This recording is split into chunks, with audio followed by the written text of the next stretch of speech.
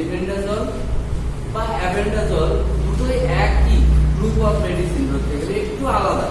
হ্যাঁ, অ্যাবেন্ডাজল যে পারপাসে ইউজ হয়, মেবেন্ডাজল হচ্ছে সেই পারপাসে ইউজ হয়। অর্থাৎ এই দুটো ইউজ কিসে হয় এক কথায় জেনে রেখে দিন, মানে বেশি অত ঘাটাঘাটি দরকার নেই। আমাদের ক্রিমি হলে পরে আমরা মেবেন্ডাজল বা অ্যাবেন্ডাজল দেবো ক্রিমির জন্য, যে কোনো ক্রিমি হোক না কেন। হ্যাঁ, সাধারণত অ্যাবেন্ডাজল হচ্ছে কি রাউন্ড ওয়ার্ম বা পিন ওয়ার্ম এগুলোর ক্ষেত্রে, হ্যাঁ টেপ ওয়ার্ম বা থ্রেড ওয়ার্ম, হ্যাঁ থ্রেড ওয়ার্ম এগুলোর ক্ষেত্রে কিন্তু ভালো কাজ করে। অ্যাকচুয়ালি মেবেন্ডাজলটা হচ্ছে মেনলি কি আছে, এগুলো তো কাজ করেই, তার সঙ্গে কি করছে না ফিতা ক্রিমি যেটাকে বলা হচ্ছে, খুব বাজে জিনিস। হ্যাঁ, একবার হলে পরে সেটা ভালো হতে চায় না। সাধারণত এগুলো আমাদের আসে হচ্ছে শুকরের মাংস খেলে পরে, শুকর হচ্ছে হোস্ট, শুকরের মাংসে এটা ভালো করে সিদ্ধ করে যদি না খাওয়া হয় সেক্ষেত্রে আমাদের কৃমি, ফিতা কৃমি মানুষের শরীরে চলে যায়। মানে ফিতার মতো এরকম ছোট ছোট ছোট ছোট আকৃতি, হয়তো দেখা গেল ফিতা কৃমি হয়তো দেখা গেল 2 মিটার পর্যন্ত লম্বা আছে, পেটের মধ্যে রয়েছে, হয়তো 1 মিটার পড়ে গেল, কিন্তু আরো তো রয়ে গেল কি, আমি ধরা গেল যে 1 মিটার লম্বা আছে, সেক্ষেত্রে প্রায় সবটাই পড়ে গেল, একটা এরকম পাতি রয়ে গেল, সেইটা থেকেই আবার পরস্পর পরস্পর আবার বাড়তে থাকে। মানে কোনোদিনই হ্যাঁ মানে কিওর হয় না। এটার ক্ষেত্রে কি হয় না, এটার ক্ষেত্রে প্রবলেম সিমটম কি যায় আমি লেখাচ্ছি পরে, আমি আগে জাস্ট হচ্ছে পেশেন্ট আমি মেবেন্ডাজল কেন দেবো, হ্যাঁ পেশেন্ট এসে আমাকে কি বলবে। বিশেষ করে বাচ্চাদের ক্ষেত্রে যেটা হয়, বাচ্চাদের খিদে চলে যায় নাম্বার 1। হ্যাঁ, আবার কিছু কিছু বাচ্চার হচ্ছে কি হয় ম্যারাসমাস চলে আসে, অর্থাৎ কি না শীর্ণ হয়ে যায়, রোগা সিমটম গুলো দেয়। হ্যাঁ, খিটখিটে হয়ে যায়, বাচ্চা যেন সব মানে স্যাটিসফ্যাকশন নেই, যা দেওয়া হচ্ছে থ্রোন করে দিচ্ছে, ছুঁড়ে দিচ্ছে।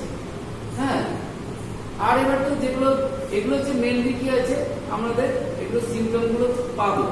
আর ফিজিক্যালি কি সিমটম পাবো, ফিজিক্যালি হচ্ছে বাচ্চা হচ্ছে 1 নম্বর তো বললাম রোগা হয়ে যাবে, ম্যারাসমাস থাকবে, তার সঙ্গে ইচিং ইন অ্যানাস, পায়খানার দ্বারে হচ্ছে কি চুলকাবে খালি।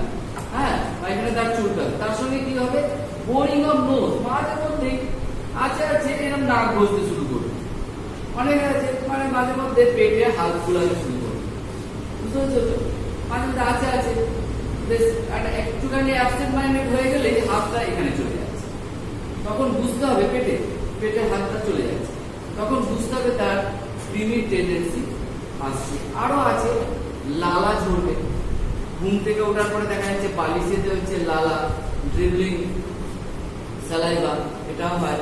হ্যাঁ, কিছু কিছু। হ্যাঁ, আর মেনলি হচ্ছে কি হয় ইরিটেবল হয়ে যায়, প্রচন্ড পরিমাণে খিটখিটে টাইপের হয়ে যায়।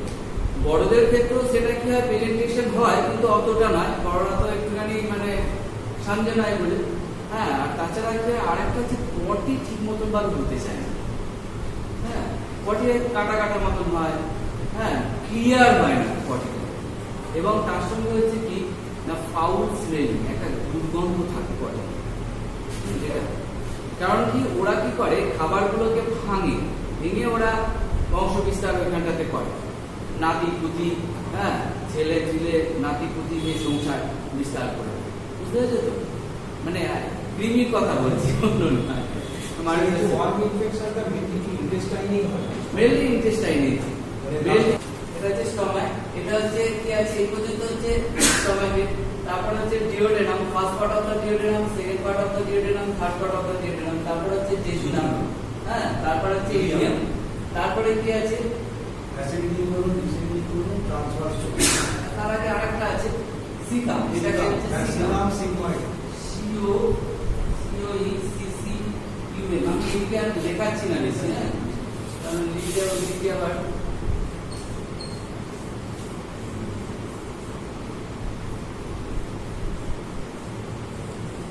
অ্যাপেন্ডিক্সটা মানে সিকামই থাকে না। এটা হয় কি অ্যাপেন্ডিক্সটা হচ্ছে এই যে আমাদের ডিওডেনাম, জেজুনাম, ইলিয়ামের শেষ এইখানটা হচ্ছে অ্যাপেন্ডিক্স থাকে। হ্যাঁ, সিকামের একটা পার্ট রয়েছে, সেই পার্টের থেকে এই হচ্ছে অ্যাপেন্ডিক্স থাকে। এখানে অ্যাপেন্ডিক্সে আমরা জানি অ্যাপেন্ডিকুলার আর্টারি থাকে, এখানে কোনো কারণে যদি আমরা রেগুলার মাংস খেতে থাকি তাহলে হজম হবে না, এই জন্য মাংস কুচি, এটা আমি 3-4টা খাবারের কুচি ধরলাম, খাবারের পুষ্টিটা কোনো কারণে যদি এখানে যদি ঢুকে যায় তাহলে কি হবে, এর বেরোনোর কোনো সিস্টেম নেই। তাহলে কি হবে, এখানে যে ইনফেকশন শুরু হবে, ইনফেকশন হলে ইনফ্লামেশন হবে, ইনফ্লামেশন মানে হচ্ছে বড় হওয়া, বড় হলে কি হবে, এই অ্যাপেন্ডিকুলার আর্টারি আছে, আর্টারি দিয়ে এটা যদি বড় হয়ে যায় তাহলে কি হবে, এখানে যে হচ্ছে রাপচার করে যেটা অ্যাপেন্ডিসাইটিস বাস্ট হয়। কি করে করে, এইভাবে। বুঝে গেল জিনিসটা? আচ্ছা যাই হোক, আমরা এদিকে চলে আসি। কোথায় মানে অ্যাকচুয়ালি হচ্ছে কি স্মল ইন্টেস্টাইন, আর এখানে তো আমাদের লিভার আছে, জানা আছে তো? লিভার আছে, গল ব্লাডার আছে, গল ব্লাডার থেকে কি সিক্রেশন হয়, জানা আছে? বাইল সিক্রেশন হয়, বিআইএল, বাইল, এটা হচ্ছে জিবি, বাইল সিক্রেশন হয়ে অ্যান্টুলার ভাটার দিয়ে এখানে যে ফার্স্ট পার্ট অফ দ্য ডিউওডেনামে এখানে যে বাইল সিক্রেশন হচ্ছে, বুঝে গেল? এখানে হজম করা হচ্ছে এইচসিএল, মুখে কি করে টায়ালিন, হ্যাঁ টায়ালিন, ফার্স্ট হচ্ছে টায়ালিন দিয়ে আমাদের হচ্ছে খাবারটা চেবানো হয়, বুঝে গেল? এই খাবারটা কোথায় আসে একটুখানি ঝালিয়ে নিই, হ্যাঁ ইসোফেগাসে আসে, ইসোফেগাস থেকে হচ্ছে খাবারটা যখনই এইচসিএল যখন স্টমাকে পড়ে তখন এইচসিএলটা সিক্রেশন হয়। কি করে সিক্রেশন হয়, এখানে একটা সিলিয়া থাকে, সিলিয়া শৈবাল, কুকুর হাটে দেখলে নামতে পারে শৈবাল থাকে না পেটের মধ্যে, এরকম ধরনের, আমি জাস্ট একটু করে বলছি, এখানেতে শৈবালের মতন থাকে, এখানেতে ছিদ্র থাকে, কোর বলা হয় এগুলো, এই ছিদ্র দিয়ে এইচসিএল সিক্রেশন হয়, সিক্রেশন হয়ে এই খাবারের গায়ে এখানেতে লেগে যায়। সেই জন্য আমরা বলি না যে খাওয়া দাওয়ার 1 ঘন্টা পর খেতে জল, কেন বলা হয়, কারণ কি আমরা খাওয়ার সঙ্গে সঙ্গে যদি জল খাই তাহলে HCl এর সঙ্গে H2 বিক্রিয়া করে দেবে, H2O প্লাস হচ্ছে HCl বিক্রিয়া করে দেবে, HCl হচ্ছে বিক্রিয়া করবে, তাহলে কি হবে, অ্যাসিডিক নেচারটা হচ্ছে কি হবে, কমজোরি হয়ে যাবে, তাহলে হজম করবে না। বুঝে গেল জিনিসটা? তাহলে আমাদের কি আছে, হজম হচ্ছে ডাইজেশন হচ্ছে স্মল ইন্টেস্টাইন, স্মল ইন্টেস্টাইন মানে ডিওডেনাম, জেজুনাম, ইলিয়াম, এইখান পর্যন্ত হচ্ছে আমাদের ডাইজেশন কমপ্লিট হয়। তারপরে আমাদের কি আছে, caecum, ascending colon, transverse colon, descending colon, rectum, anal canal, এদিকটা আসছে না, এইখানে হচ্ছে আমাদের অ্যাবজর্পশন হচ্ছে, শোষণ হচ্ছে। তাহলে ডাইজেশন কোন পর্যন্ত হচ্ছে, ডিওডেনাম, জেজুনাম, ইলিয়াম, এই পর্যন্ত হচ্ছে আমাদের ডাইজেশন হয়, মানে খাবার হজম করে, আর অ্যাবজর্ব করে আমাদের শরীরে যে লাগছে কোথায়, সেটা হচ্ছে large intestine, caecum with ascending colon, transverse colon, এই যে এটা, এন্ড ডিসেন্ডিং কোলন। যখন অ্যাবজর্পশন হয় তখন কি হয় না, খাবার আমাদের যেগুলো ভিটামিন, প্রোটিন সব হচ্ছে কি হয়, ডাইরেক্ট, এখানে ডাইরেক্ট হচ্ছে ব্লাড ভেসেল, এখানে ব্লাড ভেসেলস এর মাধ্যমে অথবা লিম্ফ নোডের মাধ্যমে সোজা চলে যাচ্ছে কোথায়, লিভারে চলে যাচ্ছে, সব হচ্ছে লিভারে চলে যাচ্ছে। লিভার এবার ডিস্ট্রিবিউট করবে প্রত্যেকটা জায়গায়, কোথায় কোথায় লাগবে খাবার, স্টমাকে হার্টে যাবে, লাংসে যাবে, সেলে যাবে, ব্লাডের মাধ্যমে লিভার এবার ডিস্ট্রিবিউট করছে। বুঝে গেল? তাহলে কি হচ্ছে, তাহলে আমাদের এখানে যখন ডাইজেশন হচ্ছে, এবার এখানে হচ্ছে অ্যাবজর্পশন, অ্যাবজর্পশন যখন হচ্ছে, যেগুলো অ্যাবজর্ব হয়ে যেগুলো আমাদের নিউট্রিটিভ ম্যাটেরিয়াল গুলো হচ্ছে সব লিভারে চলে গেল, বাকি পড়ে রইল কি, যেটা হচ্ছে আমাদের পরের দিকে পটি হয়ে রইল, সেইখানেই হচ্ছে আমাদের এই প্যারাসাইট হেলমিথ গুলো বড়। বুঝা গেল জিনিসটা? হেলমিথ গুলো, এগুলোকে হেলমিথ বলা হয়, অর্থাৎ পরাশরী, হ্যাঁ পরজীবী বা পরাশয় যাই বলো না কেন, হ্যাঁ হেলমিথ, এগুলোকে ওয়ার্ম, এই কৃমিগুলো এইখানেতে এরা বড় হয়, মানে এটা তো আর কাজে লাগে না, এটা ফেসাস হয়ে যাচ্ছে, হ্যাঁ এইখানেতেই হচ্ছে এরা ওই খাবার গুলো সঞ্চয় করে এবং ওখানেতেই হচ্ছে জন্মগ্রহণ করে। বুঝা গেল জিনিসটা? তাহলে আমাদের ডাইজেশন কোন পর্যন্ত হচ্ছে, এইচসিএল ডাইলিন হচ্ছে মানে আমাদের মন্ডলটা তৈরি হচ্ছে, এইচসিএল এর ডাইজেশন হচ্ছে, বাইরে হচ্ছে ডাইজেশন হচ্ছে, তার সঙ্গে কি হচ্ছে, এই ইন্টেস্টাইনাল জুস রয়েছে, এখানে যে প্যানক্রিয়াস আছে, এখানে প্যানক্রিয়াস আছে, প্যানক্রিয়াটিক জুস হচ্ছে, স্প্লিনিক জুস আছে, এগুলো হচ্ছে সব হচ্ছে আমাদের ডাইজেশন করে, হজম করে। বুঝা গেল? আর অ্যাবজর্পশনটা কোথা থেকে হচ্ছে, caecum, ascending colon, transverse colon, descending colon. Clear তো? এখানে যে ডাইজেশন যেখানে হচ্ছে সেখানে কিন্তু হেলমিথটা থাকবে না।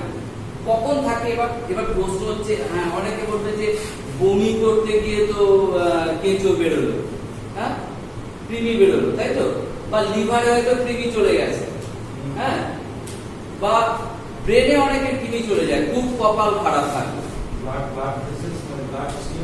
ব্লাড স্ট্রিমে চলে যায়। কি করে যায় না, আমাদের দেখবেন যে ওরাল রুট, এবার যেগুলো হচ্ছে ওপেনিং রয়েছে সেখানে গরম থাকে। দেখবেন আমাদের কি আছে, ধরুন আমরা অ্যাক্সিলারে হচ্ছে আমরা যেমন থার্মেটার দিই, তেমনি ওরালেতেও থার্মেটার দেওয়া হয়। সেখানে দেওয়া হয় না কেন না, বাই চান্স যদি পাড়তটা যদি ভেঙে যায় তাহলে পাড়তটা পেটে চলে গেলে পরে জীবন রিস্ক হয়ে যাবে। সেই জন্য আমাদের এখানে মুখ হচ্ছে আমাদের খুব গরম হয়। আর একটা কথা হয় পায়খানার যে দাগ বায়ু ছিদ্রটা প্রচন্ড হিট থাকে। আমরা যদি এই অত্যধিক গরমে যদি এই অ্যাভান্ডাজল বা মেমব্রেনাজল হচ্ছে সবাইকার হবে তা না, লাখে একজনাকার হয়ে গেল, সেক্ষেত্রে কি হবে? 1 লাখ লোককে আমি অ্যাভান্ডাজল খাওয়ালাম বা মেমব্রেনাজল খাওয়ালাম, হ্যাঁ, খাওয়ানোর পরে কি হচ্ছে, শরীর এই ওষুধ কি করবে, শরীরে মানে একটা হিট তৈরি করবে এবং একটা পেরিস্টালটিক মুভমেন্ট, মানে ওদের যেহেতু ওরা রয়েছে কৃমিগুলো কি হবে মানে এদিক ওদিক করতে শুরু করবে।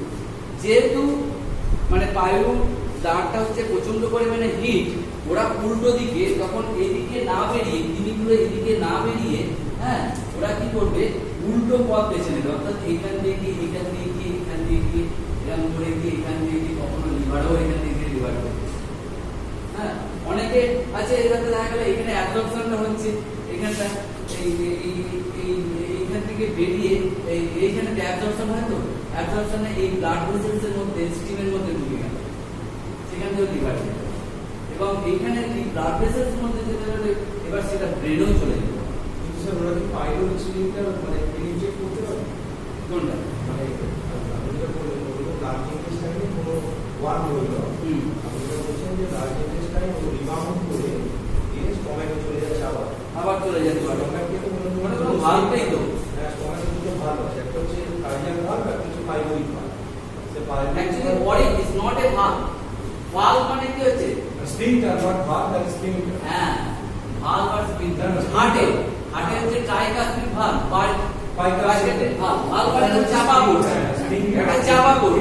স্প্রিংটার হচ্ছে কার্ডিয়াক অরিফিস, এটা পাইলোরিক অরিফিস। অটোমেটিক্যালি তো প্রবেশদ্বার রয়েছে, অটোমেটিক্যালি চলে যাবে। তার কোনো যে চাপা তো নেই, ম্যানুয়ালের ঢাকনা তো নেই, ম্যানুয়াল ওপেন আছে। হ্যাঁ, বোঝা গেল জিনিসটা।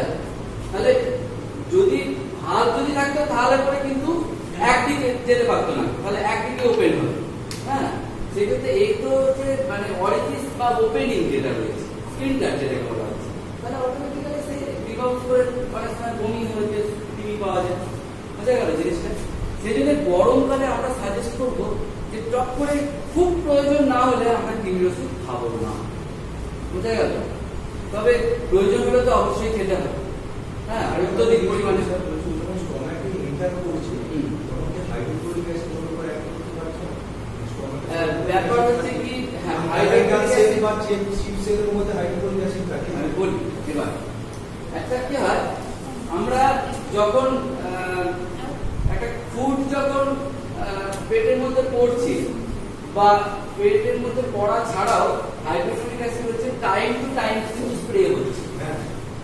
এবার কোনো কারণে হয়তো দেখা যাচ্ছে এই যখন এন্ট্রি দিচ্ছে তখন এই স্প্রে নেই, আমরা না থাকলে তো স্প্রে হবে না। না, খাবার গেলেই যে সঙ্গে সঙ্গে স্প্রে হবে তা না। ব্রেনে যতক্ষণ না ব্রেন মেসেজ যাবে হাইপোথ্যালামাস ওটা ইন্ডিকেট করবে, ততক্ষণ মানেই হবে। আর একটা হয় কি, HCL every time to time spray করে। কিরকম ভাব, আমরা প্যাপলভ তো করেছিলাম, কুকুরকে ঘন্টা দিত খাবার দিত, তাহলে লাভাটা তার ঝরছে। কেন ঝরছে না, টাইম টু টাইম কিন্তু তার মধ্যে সিক্রেশন হচ্ছে। বুঝা গেল। আবার ওই যে বললাম, যদি ওই কপাল যদি খারাপ থাকে, লাখে একজন আকার হতেই পারে। আমি তো বলছি না যে সবাই 101 আকার হবে, লাখে একজন আকার। হ্যাঁ, কোনো কারণে হয়তো মুখ দিয়ে স্টমাকে চলে গেল, তারপর লিভারে চলে গেল, লিভারে পেটে যন্ত্রণা, প্রচন্ড যন্ত্রণা, কোনো কিছুতেই ধরা পড়ছে না, লিভারে ইউএসজি করা হচ্ছে, ইউএসজিতেও ধরা আসছে না। এমন ভাবে হয়তো খুব ছোট্ট ক্রিমি, একটা ক্রিন ওয়ার্ড টাইপ। হ্যাঁ, সেক্ষেত্রে হয়তো ইউএসজিতে আমাদের আল্ট্রাসাউন্ডে ধরা পড়ছে না, সেক্ষেত্রে আমাদের এমআরআই ছাড়া কোনো গতি নেই। আর একটা পেটের জন্য ঝপ করে এমআরআই করবো, সবাই করতে চাইবে না। হ্যাঁ, সেই জন্যে কি হবে, আমরা সবসময় বলবো যে গরমেতে আমরা অ্যাভান্ডাজল বা মেবেন্ডাজল ওষুধ আমরা অ্যাভয়েড করবো। তাহলে আমরা অ্যাভান্ডাজল বা মেবেন্ডাজল কি কারণে হয়, ক্রিমি। বুঝা গেল। একটুখানি করে লিখে নাও, লেখো সিমটম বলে ইচিং ইন অ্যানাস, তারপরে rubbing nose, nose and abdomen করে দাও, পেটটা ঘষবে মাঝে মধ্যে হাতগুলো, হ্যাঁ বাংলাও লিখতে পারো, নাক ঘষবে এবং পেটে হাত বুলোবে, ইরিটেবল মানে কিটকিটে হয়ে যাবে, খিদা মন্দ মানে লস অফ অ্যাপেটাইট, হ্যাঁ খিদে থাকবে না, irritability, weight loss, loss of weight করে। আচ্ছা আর কি বললাম, সিম্পটম স্যালাইভা, ব্যাস এই হচ্ছে সিম্পটম দেবে, আর কিছু সেরকম নয়। আচ্ছা মেনলি হচ্ছে একটুখানি লিখে দাও, mebendazole acts on roundworm and pinworm. It also acts hookworm and tapeworm. কেন লিখলাম উপরে অ্যাবান্ডাজল আমি আলাদা করে আর পড়াবো না, উপরে দুটো হচ্ছে অ্যাবান্ডাজল কাজ করবেই, রাউন্ডওয়ার্মের জন্য পিনওয়ার্মের জন্য হচ্ছে অ্যালবেন্ডাজল। আচ্ছা মেমেন্ডাজলটা আমি পড়াচ্ছি, ওটাই একই জিনিস, জেন্টেল বা নোয়ার্ম বা জেন্টেল এগুলো হচ্ছে আমাদের হচ্ছে অ্যাভেন্ডাজল গ্রুপের ওষুধ, আর নিমেন্ডাজল হচ্ছে এক্সিস্ট, আরো আছে অনেক আছে। গরমের মধ্যে যদি কৃমি হয় তাহলে আমরা কি ব্যবহার করব? কৃমি যদি হয় অ্যাকচুয়ালি হচ্ছে ওয়েট হচ্ছে সবচেয়ে ভালো, এবার তাতেও দেখা যাচ্ছে ওয়েট কিছু করা যাচ্ছে না, সেক্ষেত্রে ঠিক করতে হবে কি তাহলে টোটকা করতে হবে, টোটকা ইজ দ্য বেস্ট, হ্যাঁ আর না হলে পরে যার নেই কোনো গতি কি করে সে করে হোমিওপ্যাথি, তাহলে হোমিওপ্যাথি খেতে হবে, সিনা খাও, হ্যাঁ সিনা 30 খেলে পরে তোমার মোটামুটি সিমটম গুলো চলে যাবে। এইগুলো হচ্ছে এই হোমিওপ্যাথির একটা ব্যাপার আছে, যেমন অ্যালোপ্যাথিতে যেমন আমি একটা ডোজ বলে দিলাম, এটা ডোজ আমি বলছি কখন দেওয়া হবে, কিন্তু হোমিওপ্যাথি হচ্ছে তোমার জন্য এক ডোজ, ওর জন্য এক ডোজ, আমার জন্য এক ডোজ, এর জন্য এক ডোজ, তারপরে কেউ হয়তো দেখা যাচ্ছে খুব জোরে এখানে হাত বুলাচ্ছে, কেউ বলছে হাত বুলায় না, হ্যাঁ নাক ঘষছে, আলাদা ওষুধ হয়ে যাবে, আলাদা পাওয়ার হয়ে যাবে, সিনা তখন 6 দিতে হবে। হোমিওপ্যাথি খুব ক্রিটিক্যাল, বুঝতে পেরেছো, কাজ করে ওই বলে না যে কাজ করতে দেরি, অ্যাকচুয়ালি তা নয়, এই করে পাওয়ার সিলেকশন, মেডিসিন সিলেকশন এবং কতদিন ডিউরেশনে খেতে হবে, এইটা সিলেকশন করতে করতেই মানে তখন কি হয়,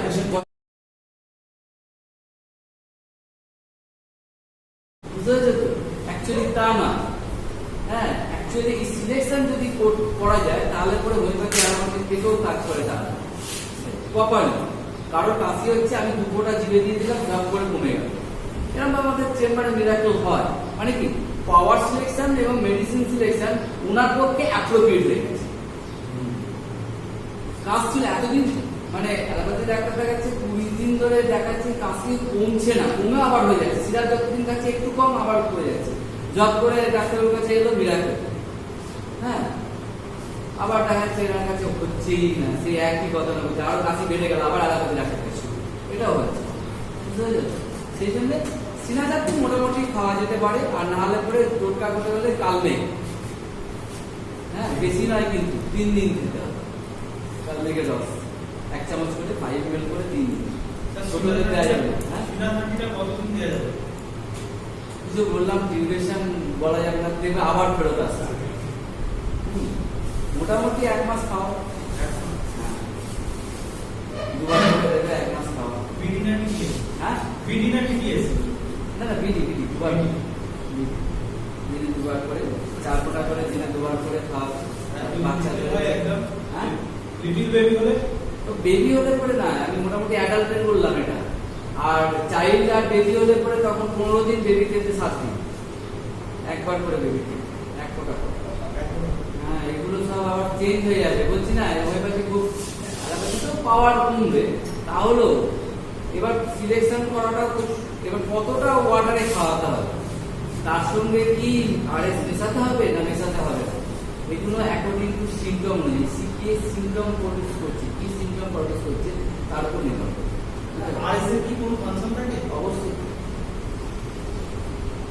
একটা সুস্থ মানুষের আমাদের প্রত্যেকজন একটা 3 ml আরএস প্রত্যেক দিন দরকার, আমরা কোথা থেকে বলি, অনেক বলে না ফাইটাম দিয়ে, আরএসটা আমরা বলি ফাইটাম বা প্লাসিবো, হ্যাঁ শুধু প্লাসিবো দিয়ে রোগ সেরে যাচ্ছে, কি করে তারপরে তার আরএস এর প্রয়োজনটা ছিল, সেই কিন্তু আরএসটা সে পেয়ে যাচ্ছে ওখান থেকে, ডিজিজ চলে যাচ্ছে। শুধু জলকে ওয়াটার থেরাপি যেটা করছি, ঘুম থেকে ওঠার পরেতে জাস্ট 10 সেকেন্ড মতন একটু বসে তারপরে জলটা খাওয়া হলো চুমুক দিয়ে, অবশ্যই ঢপ ঢপ করে নেবো, হার্টে চাপ করবো। আমরা কিন্তু সবসময় বোতল ব্যবহার করি, এখন চুমুক দিয়ে জল খাওয়া উঠেই গেছে, গতিতে জল খাওয়া উঠেই গেছে। হ্যাঁ, 400-500 ml মতন জল খাওয়া দরকার। তারপরে আধ ঘন্টা হচ্ছে শরীরকে হাঁটা দরকার। তারপরে এসে হচ্ছে 400-500 ml আবার জল খাওয়া দরকার। তারপরে ফ্রি হ্যান্ড করা দরকার। ফ্রি হ্যান্ড করার পরে 15 মিনিট পরে আবার 400 ml জল খাওয়া দরকার। আমরা তো খাই দিয়ে আবার পূজা অর্চনা যা কিছু করলো, সাংসারিক কাজ করার পরে ব্রেকফাস্ট করার আবার আধ ঘন্টা পরে আবার 500 ml জল খাওয়া হলো। এই 2 লিটার হচ্ছে সকালবেলা থেরাপি দিতে হবে প্রত্যেক জনকে, অ্যাডাল্টদের। কিন্তু আমরা দিই কি? দিই না। কখন দিই? রাত্রিবেলা আমরা যখন বলি যে জল খাওয়ার নিয়ম কি, সকাল 6টা থেকে সন্ধ্যে 6টা পর্যন্ত, কিন্তু আমরা দেখবি যে সব হচ্ছে সন্ধ্যেবেলাতেই বেশি করে জল খায়। সকাল 6টা থেকে সন্ধ্যে 6টা পর্যন্ত জল খাওয়ার নিয়ম, কিন্তু বেশিরভাগই হচ্ছে মানুষ, বেশিরভাগ কেন 99% মানুষ হচ্ছে রাত্রিবেলা বেশি করে জল। সব আমরা উল্টো করি। খাবার আমরা কি খাই? সকালবেলা যাওয়া করে খেয়ে যে যার কাজে বেরিয়ে গেলাম। কেউ হয়তো দুপুরবেলা বাড়ি গেলে একটু খাওয়া জুটলো বা টিফিন এনেছে, একটু ভালো রকম একটুখানি খাওয়া হলো, আর রাত্রিবেলা 24 থাকে যত পারছে। কিন্তু অ্যাকচুয়ালি বলা হয় কি, রাত্রিবেলা ভিকারির মতন খেতে। ভিকারির মতন মানে কি? সকালে যদি আমি ভরপেট খাবো, যদি আমরা রাউন্ড সার্কেল করি, ভরপেট আমরা খাবো। দুপুরবেলা হচ্ছে তার হাফ, অর্ধেকটা খাবো, অর্ধেকটা হচ্ছে ফাঁকা থাকবে।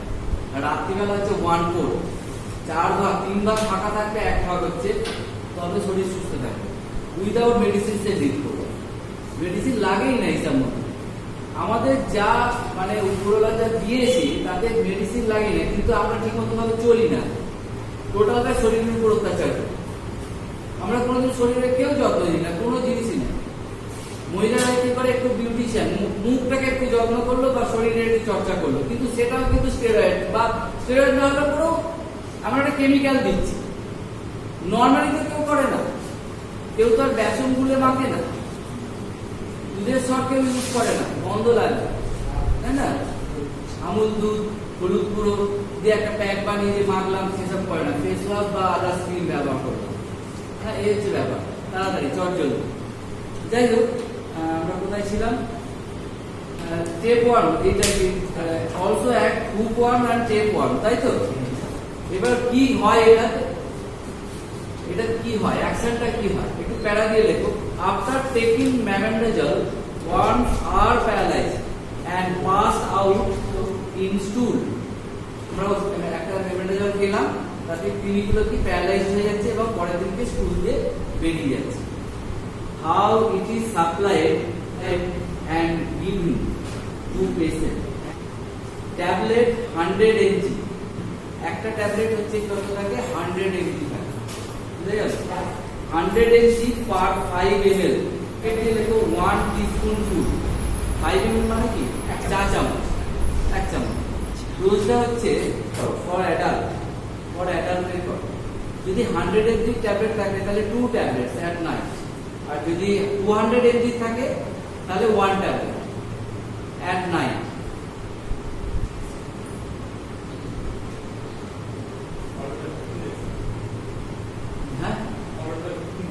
ফলোড বাই 10 অথবা 15 ডেজ। এবার সেটা হচ্ছে নিজের চয়েসের উপর। ফলোড বাই, আজকে একটা রাত্রিবেলা ওষুধটা খাওয়া হলো, 100 mg হলে পরে 2টো ট্যাবলেট, 200 mg হলে একটা ট্যাবলেট, হ্যাঁ খাওয়া হলো। 10 দিন কি 15 দিনের মাথায় আবার একটা খাওয়া হলো। আবার একটা হচ্ছে প্রথম দিনের থেকে, প্রথম দিন না, দ্বিতীয় ডোজের থেকে আবার 1 মাস বাদে আবার একবার খাওয়া হলো। বুঝে গেল? প্রথমে আমরা ডোজটা খেলাম 15 দিনের মাথায়, 15 দিনই লেখো, 15 দিনের মাথায় হচ্ছে আবার একটা ডোজ খাওয়া হলো 200 mg। আবার 15 দিনের থেকে আবার 1 মাসের মাথায় আবার একটা হচ্ছে 200 খাওয়া হলো। এই হচ্ছে মোটামুটি যে স্টক। হ্যাঁ, মানে মাসে 3 বার খাওয়া? না, 2 মাসে 3 বার হচ্ছে। হিসাব করে দেখো, প্রথমে হচ্ছে আমরা আজকে ধরো খেলাম, আজকে 16 তারিখ, আমরা ঠিক হচ্ছে 30 তারিখের মাথায় আমি ধরো খেয়ে নিলাম, আবার তার পরের মাসে আবার হচ্ছে 30 তারিখে 1 তারিখে খাওয়া হলো, 1 তারিখে খাওয়া হলো ধরো। আজকে হচ্ছে 16 তারিখ, আজকে একটা খেলাম, তাহলে জুন মাসে 30 তারিখ 1 তারিখে ধরো, জুলাইয়ের 1 তারিখে খেলাম একটা, তাহলে বুঝতে সুবিধা হবে। আবার জুলাই আগস্টের আবার 1 তারিখে আবার বোঝা গেল জিনিসটা?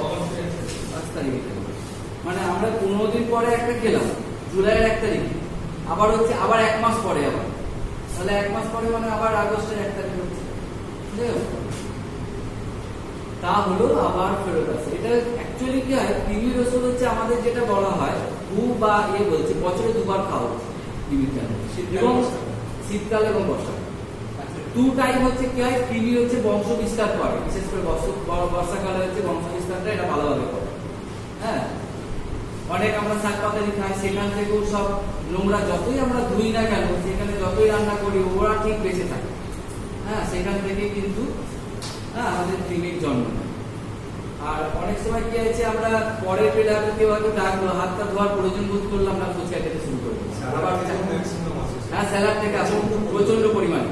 স্যালাড গুলো অ্যাকচুয়ালি কি হয়, ভালো করে ধোয়া হয় না। 2 নম্বর হচ্ছে কি, যত দেখবেন যে ধরুন শশা কি আছে, যত কি ছাঁট বলে না, টেকা টেরা হ্যাঁ, ওই পোকা সমেত কুচিয়ে রেখে দিল, পোকাটাও চলছে ওখানে। হ্যাঁ, তার তো লার্ভা গুলো তো রয়েছে, হচ্ছে ব্যাপার। মাটির নিচে যেগুলো থাকে সেগুলো প্রচুর জীবিত অবস্থায় ওখানে থাকে।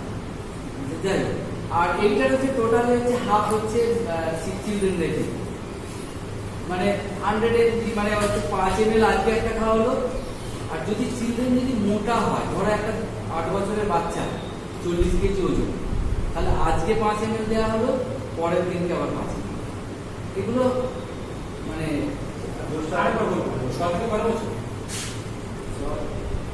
6 থেকে 10 বছর কি 12 বছর আনা। হ্যাঁ, 10 থেকে 10ই দেবো। 100 mg, হ্যাঁ 100 mg হচ্ছে কি, আজকে একটা খাওয়ানো হলো, 14 দিনের মাথায় একটা খাওয়ানো। হ্যাঁ, এবার যদি তার ওজন যদি বেশি থাকে, 50 কেজি ওজন, একটা দেখবে 10 বছরের বাচ্চা, একটা দেখবে 50 কেজি ওজন হেলদি, তাদের ক্ষেত্রে পরস্পর 2 দিন দিতে হবে। সেটা 15 দিনের ওয়েট করলে হবে না।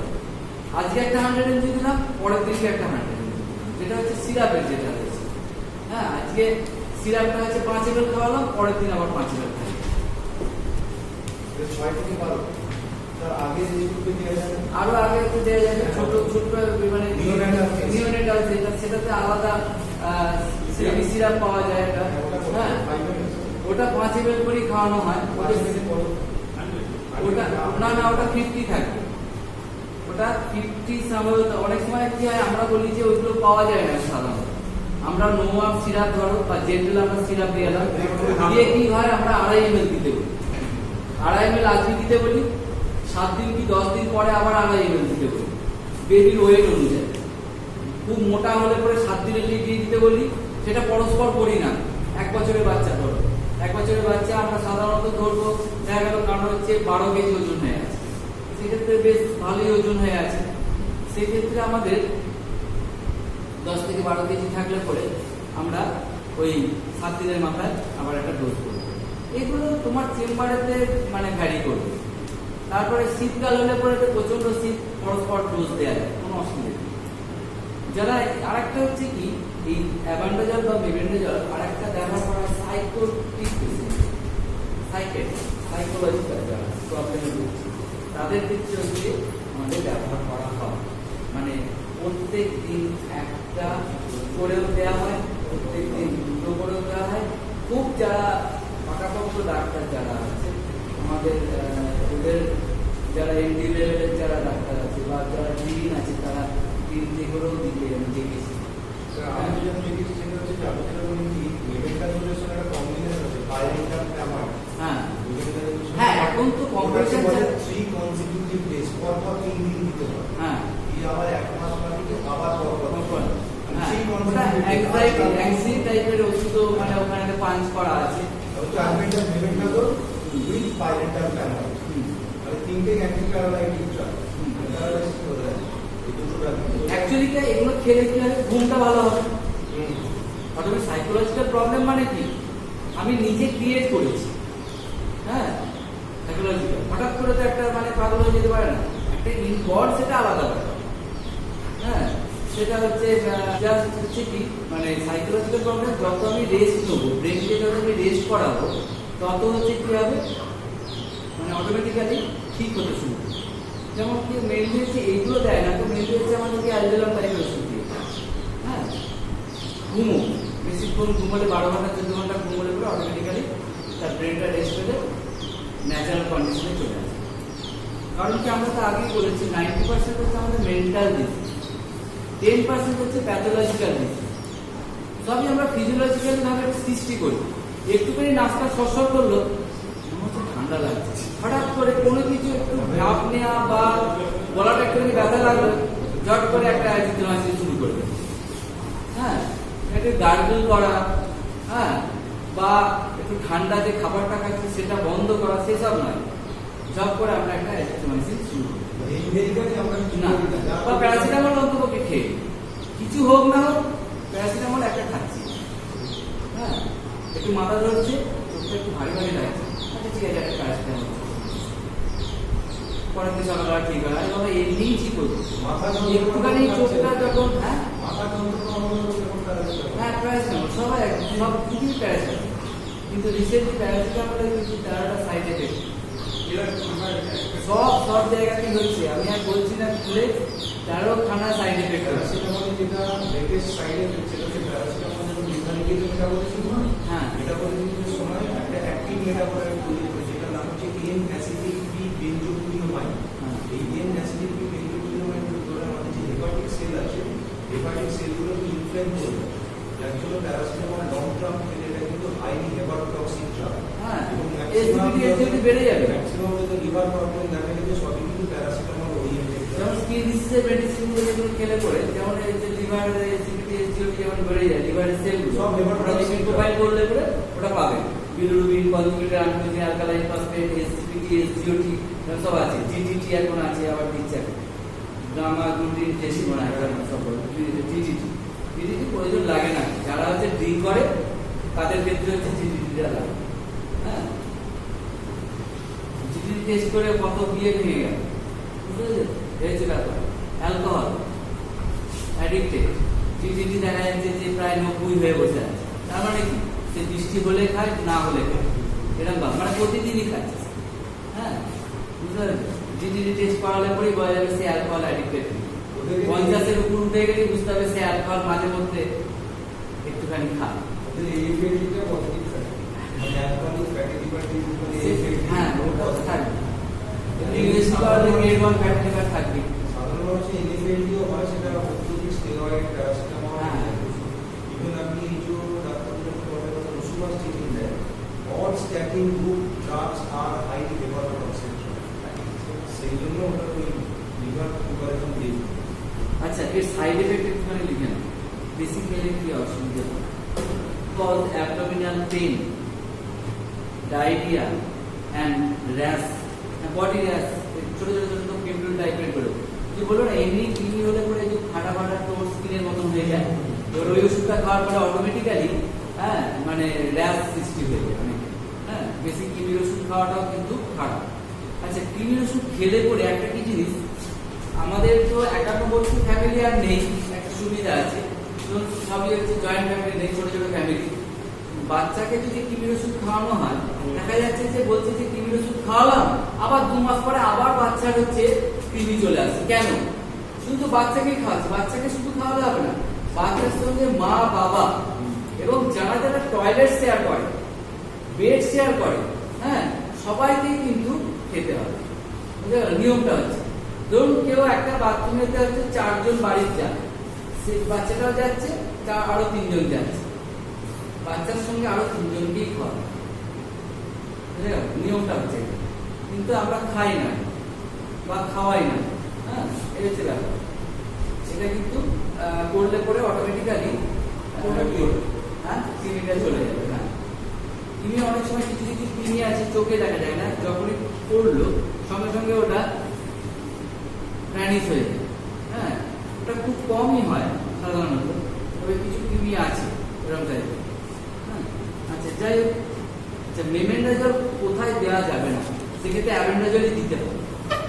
হ্যাঁ what precaution should be taken, এই ওষুধটা কখন দেওয়া যাবে না। নাম্বার 1 করো, চিলড্রেন বিলো 2 ইয়ার্স। নাম্বার 2 হচ্ছে প্রেগনেন্ট ওম্যান, ল্যাভেন্ডারও চলবে চলবে না। হ্যাঁ, সেক্ষেত্রে অ্যালবান্ডার চলবে। আর ল্যাভেন্ডারও প্রেগনেন্সি চলেছে সব প্রেগনেন্সির সময় তো না দেয় না। প্রেগনেন্সির সময় প্যারাসিটামল ছাড়া ধরুন জ্বর, একটা বলি কিছু কিছু আছে দেখা যায় যে হঠাৎ কারোর হচ্ছে সিমটম পাওয়া যায়, কারো পাওয়া যায় না। যেটা হচ্ছে আমি বলি যেমন জ্বর সর্দি কাশি, আমি একটা সিমটম বললাম। যখন আমরা প্রেগনেন্সিটাকে 3টে ট্রাইমেস্টারে ভাগ করি, first trimester, second trimester, third trimester. দেখা যাচ্ছে ফার্স্ট ট্রাইমেস্টারে ঠিক যখন শেষ হচ্ছে মানে 3 মাস পর থেকে হঠাৎ করে তার কাশি, সর্দি এবং জ্বর শুরু হয়।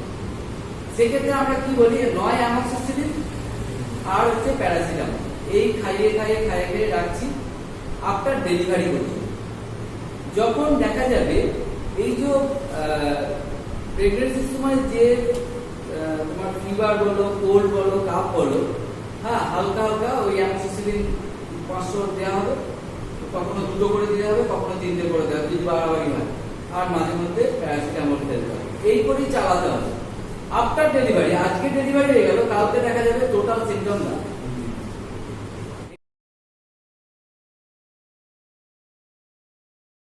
রিলেটেড সিমটম থাকে, এগুলো ভালো হয় না। অনেকে দেখবে যেমন গা বমি দিয়েই চলেছে, কিছু খাক আর না গা বমি আর ভালো হচ্ছে না।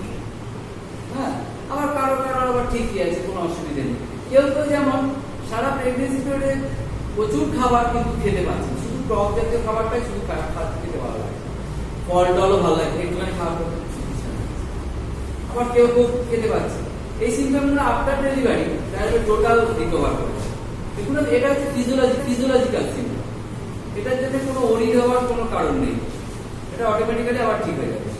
এক্ষেত্রে হয় কি, যদি খাবার ঠিক মতন যদি না পায় তাহলে বাচ্চাও বেবিও পাবে না, সেক্ষেত্রে বেবির কিছু সমস্যা আসতে পারে।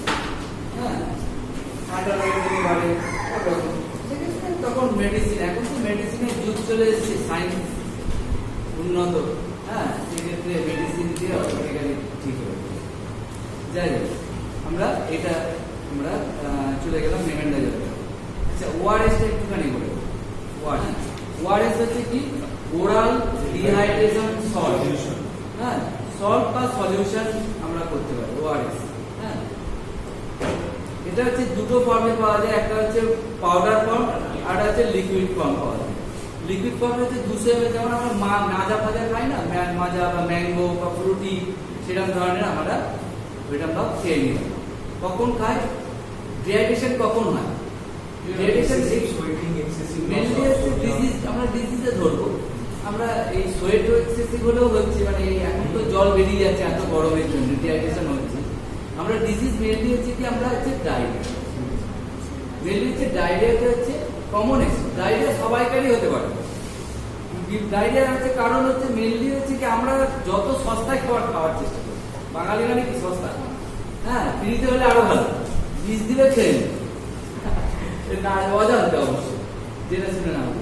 যাই হোক, আমরা সস্তা খাওয়ার ফলে কি হচ্ছে, সেই মেটেরিয়ালস গুলো যেগুলো দেওয়া আছে সেগুলো গুড কোয়ালিটি থাকে, হ্যাঁ, বা প্রিজারভেটিভ যেগুলো আমরা পাউন্ডি খাচ্ছি। দেখবে এখানকার আমাদের মেনলি নিম্ন মধ্যবিত্ত বা মধ্যবিত্ত ফ্যামিলি হচ্ছে মেনলি হচ্ছে একটা খাবারের তালিকা হচ্ছে, যেমন ভাতের সঙ্গে আছে ব্রেড, পাউরুটি। হ্যাঁ, কিন্তু পাউরুটিতে দেখবে যে প্রচুর পরিমাণে পাউরুটি ডেট ফেলে দিয়ে বিক্রি হচ্ছে, ডেট উঠিয়ে।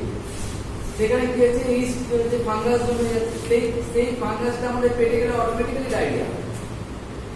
হ্যাঁ, তারপর আমরা ঠিক মতো ভাবে খাবার ঢাকা দিয়ে রাখি না, সেক্ষেত্রে বিভিন্ন ধরনের পোকা মাকড় সব রকমই রয়েছে। একটা পিঁপড়ে গিয়ে সেখানে একটা দেখা গেল পিঁপড়েটা একটা কোনো একটা জায়গা, তুমি ওখানে ব্লিচিং চলিয়েছো, ব্লিচিং এর উপর দিয়ে পিঁপড়েটা হেঁটে গিয়ে তোমার খাবারের উপর দিয়ে চলে গেল, খাবারটা ঢাকা দিয়ে রাখা, সেক্ষেত্রে সেই খাবারটা খেয়ে হয়তো পেট খারাপ করতেই পারে। হ্যাঁ, মেনলি হচ্ছে পচা খাবার খেলে পরে, হ্যাঁ, বা তেল মশলা বেশি খেলে পরে, ফ্রাই ফুড খেলে পরে, এই ধরনের কিন্তু আমাদের ডায়রিয়া, এবং ডায়রিয়া থেকে কি হচ্ছে না, ডিহাইড্রেশন শুরু হয়ে যাবে। তাহলে এটা কি সাহায্য করে, how does it help, ORS আমাদের কি সাহায্য করে। নাম্বার 1 লেখো, ফ্রিকোয়েন্ট ওয়াটারি স্টুল ব্র্যাকেট দিয়ে আমরা ডায়রিয়া লিখতে পারি, DIARRHOEA। কোনো কোনো যদি স্টুল হয় সেক্ষেত্রে হচ্ছে সেটাকে আমরা ডায়রিয়া বলছি। সেক্ষেত্রে কি হয় না, শরীর থেকে সেক্ষেত্রে একটুখানি আবার শরীর থেকে কি হয়, সাডেন যে ফুলস্টপ দিয়ে লেখো, sudden loss of water and salt, bracket দিয়ে লেখো ডিহাইড্রেশন। তাহলে কি হলো, বারে বারে আমাদের যদি স্টুল হয় তাহলে সেটাকে আমাদের ডায়রিয়া বলছে। ডায়রিয়া হয়ে গেলে পরে কি হয়ে যাবে না, শরীরের হচ্ছে জল এবং হচ্ছে সল্ট, লবণ, জল এবং লবণের ঘাটতি হয়ে যাবে, সেটাকে বলা হচ্ছে ডিহাইড্রেশন। এবার দেখো ফলোড বাই, 2 নম্বর লেখো, ফলোড বাই, এটা হলে কি হবে, বা রেজাল্ট বলে লেখো, 2 নম্বর দিয়ে রেজাল্ট বলে লেখো, রেজাল্ট, RESULTS, রেজাল্ট। রেজাল্ট কি হয়, রেজাল্ট দিয়ে উইকনেস, রেজাল্টে ছোট করে একটা হাইফেন দিয়ে উইকনেস, WEAKNESS, উইকনেস মানে দুর্বল। হ্যাঁ, কমা দিয়ে লেখো থ্রাস্ট, THIRST, প্রচন্ড পরিমাণে জল পিপাসা পাবে। তারপর অ্যান্ড সাডেন সানকেন আইবলস, হ্যাঁ সানকেন মানে অর্থাৎ কি, মানে চোখগুলোকে একটা রুক্ষ সূক্ষ্ম মতন হয়ে যায়, মানে যে মানে রুগী যেটাকে বলা হয়, রুগী দেখা, মানে চোখগুলো ঝলসে যাওয়ার মতো, মানে রোদে ডুবে এলো না, যেতে এলো যেমন হয় সেরকম সানকেন আই। হ্যাঁ, অ্যাকচুয়ালি সানকেন আই আর একটা ক্ষেত্রে ব্যবহার করা হয়, ওল্ড লুকিং ফেস, মানে যেন মনে হচ্ছে রাতারাতি যেন বয়স বেড়ে গেছে, ওল্ড লুকিং ফেস, যেন একদিনের মধ্যে যেন বয়সটা তার বেড়ে গেছে। অনেক সময় হয় না যে রোগে, যে কোনো একটা রোগ ডিজিজ থেকে উঠলে পরে খুব দুর্বল হয়ে যায়, উইকনেস। হ্যাঁ, শুধু ডিহাইড্রেশনের ক্ষেত্রে নয়, সেক্ষেত্রে কি হচ্ছে না, ওল্ড লুকিং ফেস বা সানকেন আই সেটাকে বলা হচ্ছে। আচ্ছা, আর একটা লেখো, পয়েন্টে করো, সিভিয়ার ডায়রিয়া, যদি খুব ডায়রিয়া হয়, খুব ডিহাইড্রেশন হয়, সিভিয়ার ডায়রিয়া যদি হয়, প্রডিউস তৈরি করবে, কি তৈরি করবে, সিভিয়ার ডায়রিয়া হলে কি তৈরি করবে, প্রডিউস, PRODUCES, প্রডিউস ডিক্রিজ মানে হচ্ছে কমে যাওয়া, decrease urine, DECREACT, decrease urine মানে পেচ্ছাপের বেগ কমে যাবে। ধরো অত্যধিক পরিমাণে যদি আমাদের যদি জল যদি কম হয়, দেখবে যে এমনিতেই দেখবে ইউরিন আউটপুটটা কম হয়, পেচ্ছাপ কম হয়, যে এই এত গরমেতে দেখবে যে জল খাওয়া হচ্ছে ইউরিন আউটপুটটা কিন্তু কম হচ্ছে। হ্যাঁ, তার সঙ্গে কি হয়, যখন ইউরিন আউটপুট যখন কম হয়ে যায় তখন কিন্তু ট্যাকিকার্ডিয়া হয়ে যায়, ইনক্রিজ পালস রেটটা বেড়ে যায়। দেখো ইনক্রিজ পালস রেট, যদি ইউরিন আউটপুটটা যদি কমে যায়, হ্যাঁ তাহলে কি হবে, কমা দিয়ে লিখুন, মানে ইনক্রিজ পালস রেট। এই যে পালস রয়েছে আমরা রেডিয়াল পালস দেখি, যেটা পালস রেটটা হচ্ছে বেশি হয়ে যায়। আর পালস রেট যদি ট্যাকিকার্ডিয়া যদি খুব বেশি হয়ে যায়, তখন আলটিমেটলি হচ্ছে চিত্তগুপ্ত ধাতায় এন্ট্রি হবে, তাই তো? তাহলে রেজাল্ট বলে লিখুন, রেজাল্ট ইন ডেথ। অ্যাকচুয়ালি আমরা যে ডায়রিয়া বললাম, একটা প্রশ্ন আসতে পারে যে ওআরএস খেলে কি ডায়রিয়া কমে যাবে? না, ডায়রিয়ার জন্য যে ডিহাইড্রেশন হচ্ছে, শরীর থেকে যে জলটা এবং লবণটা বেরিয়ে যাচ্ছে, সেই সমতাটা, সেই ভারসাম্যটা রক্ষা করবে। ভারসাম্যটা যদি ভেঙে যায়, আমার ইমিউন সিস্টেম যদি কমে গেল, তাহলে মেডিসিন দিলেও বাইরে থেকে নিতে পারবে। অনেকে আছে না যে মেডিসিন কোনো কাজ করছে না, ইন্টারভার্সে যেগুলো হয়, যেগুলো আইসিইউতে যেগুলো পেশেন্টগুলো যারা মারা যাচ্ছে, মেডিসিন নিতে পারছে। অনেক সময় এগুলো কি ক্ষেত্রে হয়, ম্যাক্সিমাম হচ্ছে যেটা হয় যে ক্যান্সারের ক্ষেত্রে, কেমোথেরাপি। দেখবে যে এবিপিটি, যে ক্যান্সারের যে ফার্স্ট যে ডোজটা রয়েছে এবিপিটি, সেটা হচ্ছে কারো 6টা ডোজ, সেটাকে কারো 12টা ডোজে করা হয়। কারণ কি, যাতে সে নিতে পারে। কারণ ক্যান্সার মানে কি, যে ওষুধটা তৈরি হচ্ছে আমাদের হচ্ছে মেনলি হচ্ছে সাপের স্নেক ভেনাম, সাপের বিষ থেকে তৈরি, সেটা কিন্তু বডিকে নেওয়াটার একটা কাজ আছে। তাহলে অটোমেটিক্যালি ক্যান্সার মানে কি, আমাদের টোটাল ইমিউন সিস্টেমটা হচ্ছে কমে যাচ্ছে। তাহলে অটোমেটিক্যালি আমাদের ইমিউন সিস্টেম কম, আমি কি করছি, জোরালো একটা মেডিসিন ঢোকাচ্ছি। অ্যাকচুয়ালি সাপের বিষে কি থাকে, মারাত্মক পরিমাণে ভিটামিন থাকে। হ্যাঁ, এবার সেই ভিটামিন যদি আমাদের শরীরে ঝপ করে ঢুকিয়ে দেওয়া হয়, তাহলে পরে কিন্তু স্ট্রোক হয়ে যাবে, সব চলে যাবে, স্ট্রোক। আর একটা জিনিস যেটা হচ্ছে কি, তাহলে কি হলো না, আমাদের কিন্তু এটা ডায়রিয়া ছাড়াবে না, আমাদের জলের ভারসাম্য রক্ষা করবে। আর একটা প্রশ্ন আছে, যেটা আমাদের ওরাল লিকুইড যেটা, হ্যাঁ, খালি পেটে কি খাওয়া হয়? না, খালি পেটে খেলে পরে সেক্ষেত্রে আমাদের শরীর নিতে পারবে না। ভরা পেটে খেতে হবে। ভরা পেট বলতে কি, আমরা কিছু খাবার খেলাম, আধ ঘন্টা পর খেতে হবে, না না হাইপোভলিমিক শক চলে আসে। ধরো কারোর একটা লুজ মোশন হচ্ছে, আমরা ফার্স্ট হচ্ছে যখন ফ্লুইড চড়াবো, অর্থাৎ স্যালাইন যখন দেবো, তখন আমরা কিন্তু একটা এনএস দেবো ফার্স্ট। ডিএনএস তার দরকার, কিন্তু ডেস্টোজ দরকার হলেও কিন্তু আমরা কিন্তু ফার্স্ট দেবো না। ডেস্টোজ যদি দেওয়া হয়, সঙ্গে সঙ্গে তার একটা শক চলে যাচ্ছে শরীরে, যা একটা কিছু চলে আসে হঠাৎ পরিমাণে। আমার ডিহাইড্রেশন রয়েছে, খাবার শূন্যতা রয়েছে, জল শূন্যতা রয়েছে, জব করে যদি আমরা যদি খাই, আমরা ধরো খুব তাড়াতাড়ি যখন খেতে যাই, গলায় আটকে যায় না, মানে যেন মনে হচ্ছে না হেঁচকি যায়, মানে গলায় অনেক সময় আটকে যায়, সেটা যেন গিলাও যায় না, এমন ভাব মনে হয় চর্বি জল বেরিয়ে। কিন্তু এই কিন্তু ব্লাডে তো আর সেই কীর্তন করা যাবে না, হ্যাঁ। ব্লাডে হচ্ছে মানে যখনই চোখ লাগে তখনই চিত্তগুপ্তের খাতাটা খুলে যায়, বুঝতে পেরেছে, তখনই উপরের দিকে টিকি, হ্যাঁ, ট্রেন আসলেই বেরিয়ে যাবে। তাহলে কিন্তু কখনই কিন্তু ওআরএস খালি পেটে খাওয়া যাবে না, অন্তত কিছু খেয়েও, দুটো বিস্কুট খেয়েও, হ্যাঁ, দুটো মুড়ি খেয়েও হচ্ছে 10-15 মিনিট বাদে খেতে হবে, সবচেয়ে হচ্ছে ভালো। এবার এটা কটা দেওয়া যেতে পারে, আমরা ওআরএস এর প্যাকেট একটা করলাম, একটা হচ্ছে ছোট পাউচ পাওয়া যায়, একটা হচ্ছে বড় পাওয়া যায় 100 গ্রামের, একটা হচ্ছে মনে হয় ওটা কত টাকা, না না একটা 100 গ্রাম বাচ্চাদের ক্ষেত্রে স্যাম্পল একটা পাওয়া যায়, হ্যাঁ। যাই হোক, ওটা হচ্ছে 200 ml জলে গুলতে হবে, যেটা বাচ্চাদের, বড়দের ক্ষেত্রে 1 লিটার জল। 1 লিটার জলটাকে আমরা 10টা ভাগে ভাগ করে নিলাম মনে মনে, সেটাকে ঝাঁকিয়ে নিয়ে যখনই হবে এটা খাওয়া যেতে পারে। আর এখন অত ঝামেলায় মানুষ আর নেই, এখন কি করছে, ওই লিকুইড কিনে নিয়ে আসছে, যদি ডায়রিয়া হয় সকালে একটা, সন্ধ্যেবেলা দেয়, ব্যাস, দুটো করে 2 দিন খাওয়া হলো, এনার্জি গিভিং ফুড, মানে এনার্জি টোটাল আমাদের ওয়াটার এবং সল্টের ব্যালেন্সটা আমাদের চলে আসছে, বুঝে গেল?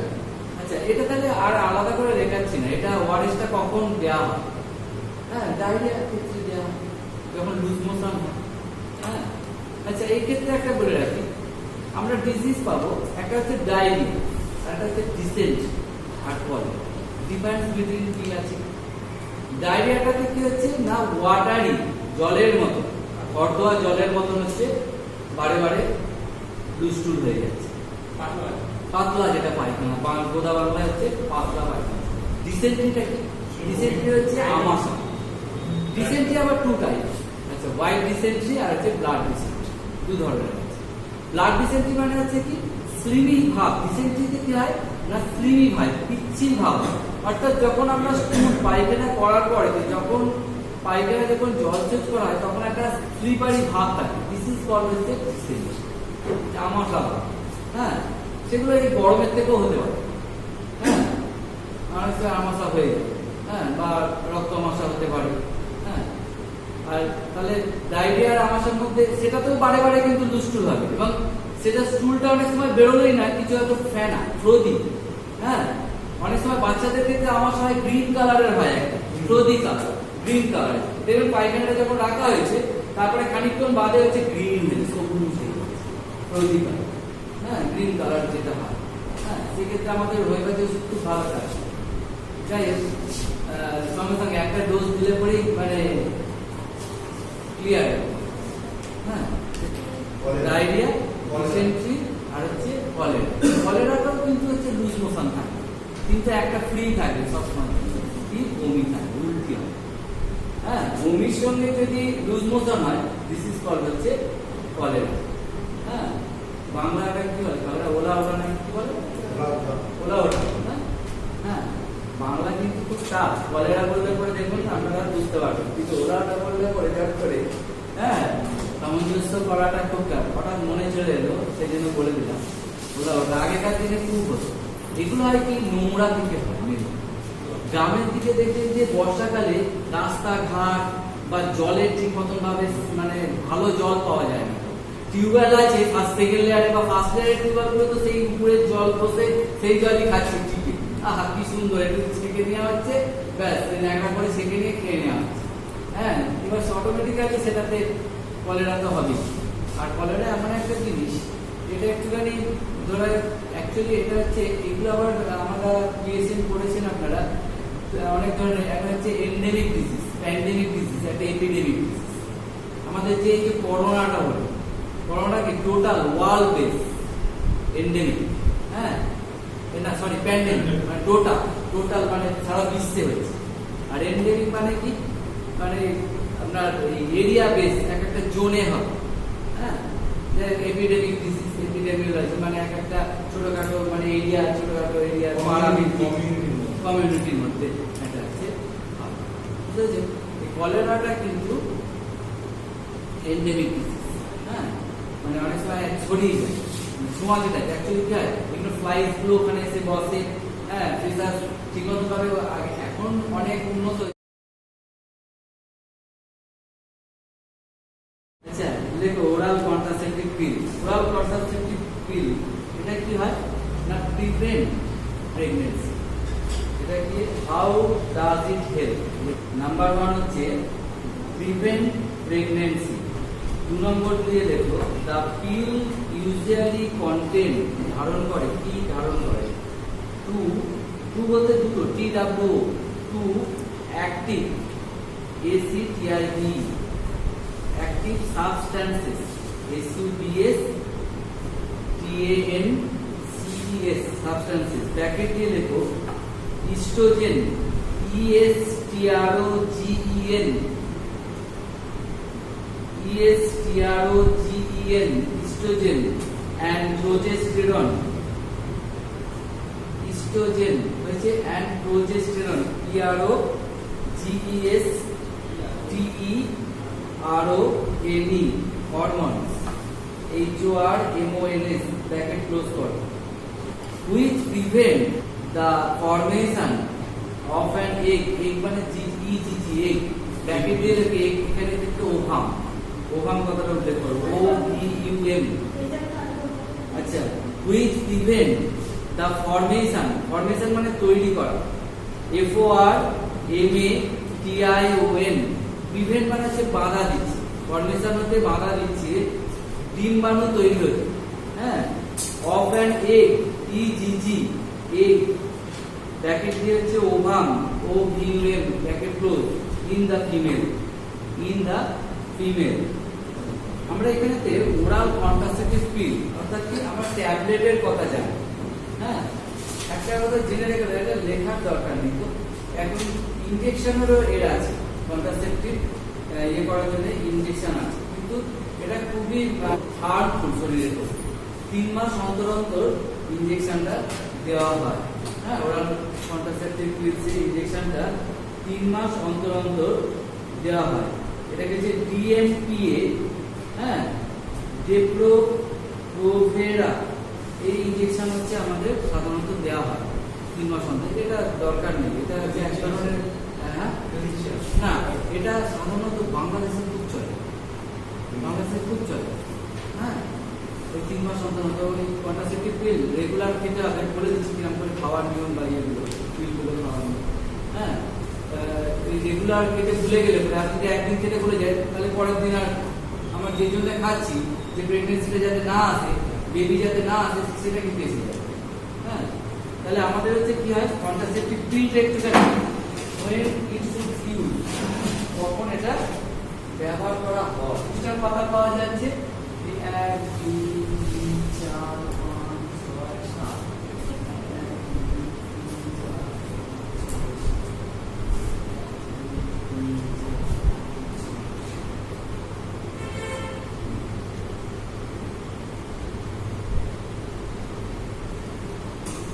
এগুলা এরকম করছি কেন, আয়রন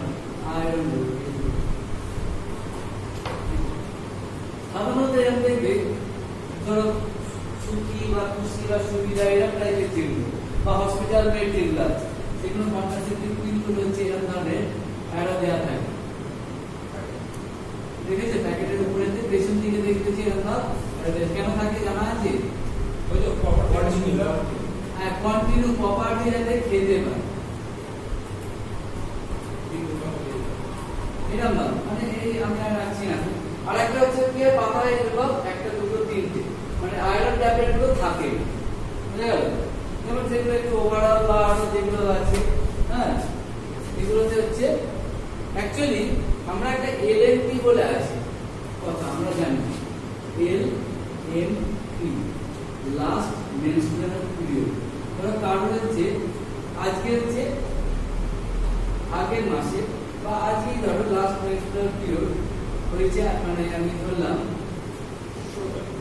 আজকে তারিখেই করি এলএমপি, মানে লাস্ট হচ্ছে মানে এটা এইভাবে করা হয় না, আগের মাসে ধরতে হয়, মানে আজকে আগের মাসে হচ্ছে 16/5/2024।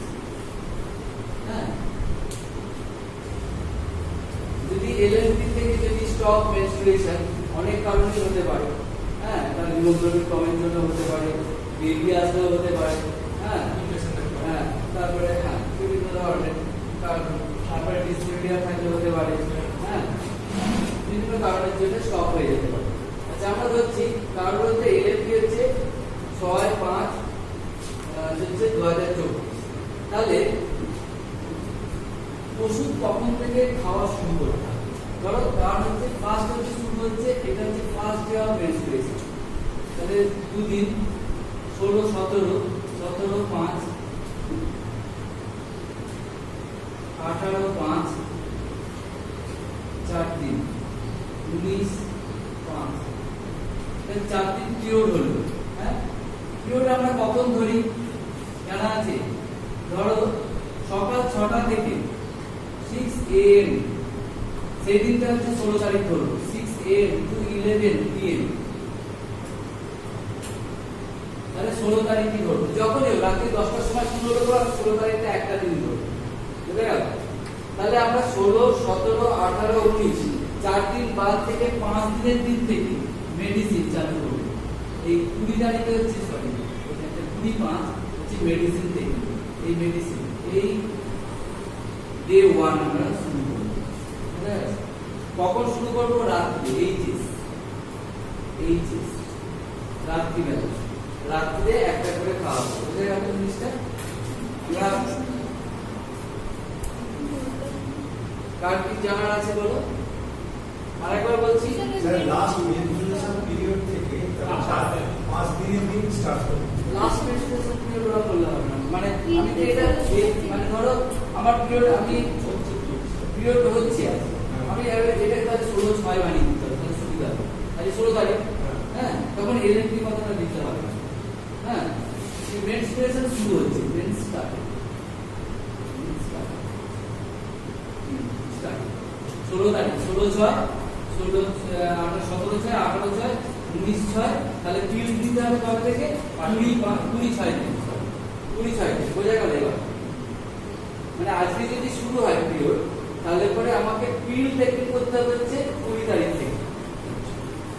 মানে এই ব্যাপারটা না না, এলএনপিটা হচ্ছে আমরা লাস্ট মেনস্ট্রুয়েশন পিরিয়ড হচ্ছে ওটা আমি যদি পিরিয়ড বন্ধ হয় ওটাকে একসাথে করে দিতে চাইছি না, দুইয়ে ফেলতে বলে সেদিন আমি আলাদা আলাদা এলএনপি ব্যাপারটা নিয়ে যেটা পিরিয়ড শুরু হচ্ছে, আমরা মেডিসিন টেকিং করবো। পিরিয়ডটা আমরা কখন থেকে খাবো, হ্যাঁ, কি কোন দিন থেকে আমরা খাবো? তাহলে আমরা হচ্ছে ফার্স্ট ডে হচ্ছে পিরিয়ড শুরু হলো, হ্যাঁ, second day, third day, fourth day, fifth day থেকে হচ্ছে এই যে এম মেডিসিন লিখেছি। কখন খেতে হবে? না, এইচএস রাত্রিবেলা, এইচএস মানে আমরা রাত্রি এক বেড টাইম, হ্যাঁ, এটা আমরা শুরু করলাম। পরের দিন থেকে তারপরে 21 তারিখে তারপরের দিনটা, হ্যাঁ, 22 তারিখে হচ্ছে তারপরের দিন, হ্যাঁ, এরকম মেডিসিন আমাদের প্রতিদিন রাত্রিবেলা করে নিতে হবে। বুঝে গেল? আর টিক চিহ্নটা কেন ইয়ে করা আছে? টিক চিহ্নটা থেকে বোঝা যাবে, ধরো আমি 16 তারিখে আমার পিরিয়ড শুরু হয়েছে, আমি তো জানি। এবার আমি রাত্রিবেলায় খেলাম কি খেলাম না, হয়তো এই 28 তারিখ, 29 তারিখে, 29 তারিখের মাথায় যদি আমি ইয়ে করি, হিসাব করি, তখন দেখা যাবে 16 তারিখে আমি খেয়েছি, 16, 17, 16 তারিখে না, এটা হচ্ছে 20 তারিখে আমি খেয়েছি, 20, 21, 22, 23, 24, 25, 26, 27, 28, 29 এই ট্যাবলেটটা খেয়েছি কি খাইনি? যদি না খেয়ে থাকি তাহলে খেতে হবে। কি বললাম বুঝে গেল? 20 তারিখ থেকে 21 দিন পর্যন্ত কন্টিনিউ খেয়ে যেতে হবে।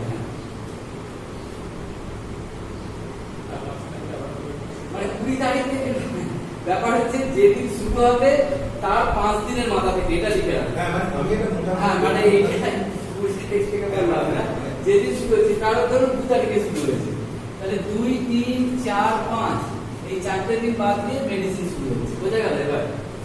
হ্যাঁ আচ্ছা হ্যাঁ, এই অ্যারোটা দেওয়া হয় মানে কি, আমি ওই যে বললাম ধরুন আমি 20 তারিখ থেকে শুরু করেছি, তাহলে এখানে আমি 29 তারিখে খেয়েছি কি খাইনি, যদি না খেয়ে থাকি ওষুধটা যদি না খেয়ে থাকি তাহলে 20 21 22 23 24 25 26 27 28 29 এটা যদি না খেয়ে থাকি তাহলে আমাকে রাত্রিবেলা খেলাম, হিসাবটা আমি পেয়ে গেলাম ইজিভাবে। সেই জন্য অ্যারো এরকম করে দেওয়া হয়, এইভাবে করে অ্যারোগুলো আমরা দেওয়া হয়। এর জন্য এটা একটা হিসাবে বোঝার জন্য, কারণ একদিন মিস হয়ে যাওয়া মানে কিন্তু আমার সিস্টেমটা অন্যরকম বেরিয়ে চলে আসতে পারে, সেক্ষেত্রে যদি কনফিগ করা হয় হ্যাঁ তাহলে পরে সেক্ষেত্রে কিন্তু বেরিয়ে চলে আসে, বুঝতে গেল? আচ্ছা যাই হোক, আরেকটা আমি বলে রাখি, অনেক সময় কোনো কারণে আমি ধরলাম কোনো কারণে এখানে 20 21 22 23 24 আমি 24 তারিখে আমি কোনো কারণে একে ভুলে গেলাম, বাইরে চলে গেছি আমি নিজেকে ভুলে গেছি, পরের সকাল এবার পরের দিন সকালবেলা দুপুরবেলা একটা আর যেমন রাত্রে যেমন খাওয়া হচ্ছে সেটা, মানে এই 20 তারিখটা পরের দিন সকালবেলা একটা খেতে হবে, সকালে বা দুপুরবেলা একটা খেতে হবে। প্লাস হচ্ছে সেক্ষেত্রে কিন্তু মানে একটু কনসাস থাকতে হবে, সবসময় 100% সফল নাও হতে পারে। হ্যাঁ কি বললাম, অনেক সময় বেবি চলে আসে, বুঝে গেল? আচ্ছা আরেকটা যে ইয়ে করে রাখি, এই পিউরি অনেকে আছে না, মহিলারা ধরুন বিবাহ হবে বা এই কালী পুজো, দুর্গা পুজো, হ্যাঁ অঞ্জলি দেওয়ার ব্যাপারটাকে, সরস্বতী পুজো পিরিয়ড পেছনোর ব্যাপারটা বা এগুলোর ব্যাপার পিছনোটাই বলছি, এগুলো দরকার নেই, এগুলো সবসময় এই কন্ট্রাসেপটিভ পিরিয়ডেই কিন্তু আমরা পিরিয়ড পেছাতে পারি। হ্যাঁ সুবিধা যে কোনো দিন কন্ট্রাসেপটিভ পিরিয়ড সবই মানে যে কোনো ট্যাবলেটে আমাদের কাজ করবে, কিভাবে কাজ করবে, অনেকে লাইনি ডাক্তারের কাছে যায়, ওভারঅল দিয়ে দিল, হ্যাঁ ওইটা দিল, তার সঙ্গে কি দিল, একটা ভিটামিন দিয়ে দিল, হ্যাঁ দিয়ে 500 টাকা ভিজিট নিয়ে নিল, পুরো বোকা মেনে গেল, বুঝতে পেরেছো তো? কিন্তু একটা 20 টাকার পাতা দিয়ে শুধু তুমি কোনো 20 টাকা দাম নাকি, 20 টাকা 30 টাকা হ্যাঁ সুবিধা। আচ্ছা যাই হোক, 40-42 টাকার মধ্যেই কিন্তু হয়ে যাবে জিনিসটা, ধরো বাজার থেকে আমি একটা ট্যাবলেট কিনবো, তোমার ধরো আমি কথা বলছি, তুমি হয়তো আজকে হচ্ছে কত তারিখ, আজকে হচ্ছে 16 তারিখ, 16/6/24 আজকে হচ্ছে কারণ হচ্ছে দেখা গেল হয়তো কোন একটা পুজো বাড়ি আছে, কালী পুজো আছে বা আছে, হ্যাঁ হয়তো 22 তারিখে হচ্ছে তার পুজো আছে, এটা হচ্ছে পূজা, হ্যাঁ